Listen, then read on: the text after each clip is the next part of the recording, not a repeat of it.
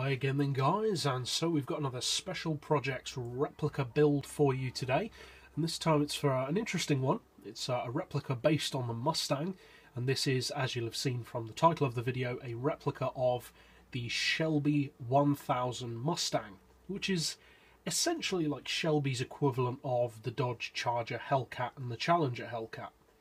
So it's a relatively simple replica to get. Not completely accurate because we can't remove the stripes, which is a shame. But apart from that, pretty close to what a Shelby 1000 could feel like on the game. So I'll show you, as always, what I've done to get the visual look of the car, which is pretty simple on this one. Then we'll go over to the garage, of course, for the mechanical setup, and finally out to the track to see how it performs. So for the visual look on this particular replica, the Shelby 1000 is, of course, a fairly understated car anyway. We've got the Type A body kit. Now, there are a number of different ones, and none of them are exactly the same as the real car. But to me, the look of the Type A is the most accurate to it, especially the front end. But obviously, just go for whatever you like the most. For the flat floor, I haven't fitted that. It looks kind of cool, but just doesn't really fit in with the image of the Shelby 1000. Again, if you feel like you should fit it, then go ahead, of course. For the rims, we've gone for these BBS RE MG rims, and I've fitted one additional meter, which is just the boost meter, but obviously just fit whatever you want for that, really. As far as the paint, obviously there is room for variation because it's a tuner car. You can choose whatever colour you want.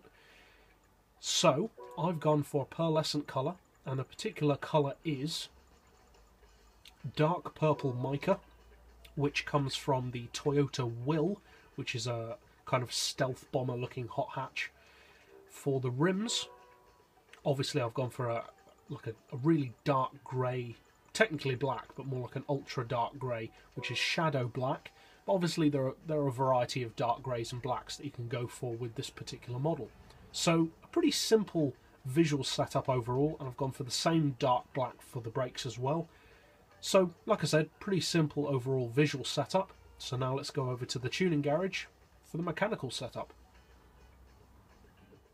So for the mechanical setup on this particular replica, I've got sport soft tyres because it is, of course, more of a street-based replica, but obviously just go for whichever tyres you feel best with. For the suspension, I've got the rear slammed to the floor, which isn't actually slammed, it's just lowered. Front ride height, we've got 30mm higher, which may seem a little bit strange, but basically that just evens out the bodywork, because the GT500 on the game kind of has a hot rod stance with the slammed nose, and the Shelby just doesn't look like that. So we've got more of an evened out look to the body height. For the springs, we've got those on 675 and 550, dampers and anti-roll to 4, camber and toe neutral to make the car quite playful around corners. For the gearbox, we've got an auto setting of 230, then we've rounded off the individual gears to 3960, 2575, 1840, 1380, 1090 and 900 with a final drive of 3.1. For the diff, I've given it the highest initial torque to make it wheel spin a lot to increase the fun factor. Obviously reduce that if you don't want it to do that so much. Acceleration on 40, braking on 20 for this one. For the power, we do have an oil change, and as far as the actual upgrades, you've definitely got to have the supercharger, of course.